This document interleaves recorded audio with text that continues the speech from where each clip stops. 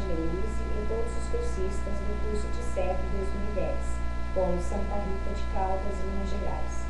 De acordo com a proposta da disciplina, técnicas e métodos para o uso de TICs em sala de aula, e dentro das diversas ferramentas do podcast, nós cursistas Maria Cristina e Maria do Rosário abordaríamos a importância do mesmo para deficientes visuais. O podcast possui uma série de atributos específicos que podem ser aproveitados por uma grande quantidade de pessoas que necessitam de formação, mas que dispõem de pouco tempo para estudar e assistir aulas regulares.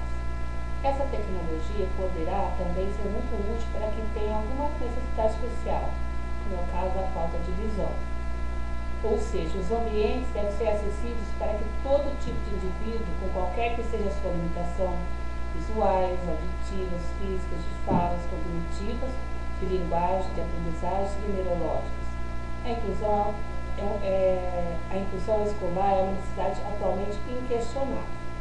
Nesta perspectiva, o professor deverá criar atividades que propiciem o estímulo à capacidade auditiva,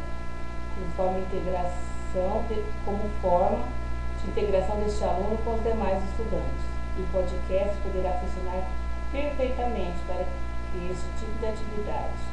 Desta maneira, nós tentamos passar de uma forma clara e simples a importância do podcast, não só na nossa vida, no nosso cotidiano, como também dos portadores de necessidade especial. Uma boa tarde a todos e até breve. Boa tarde.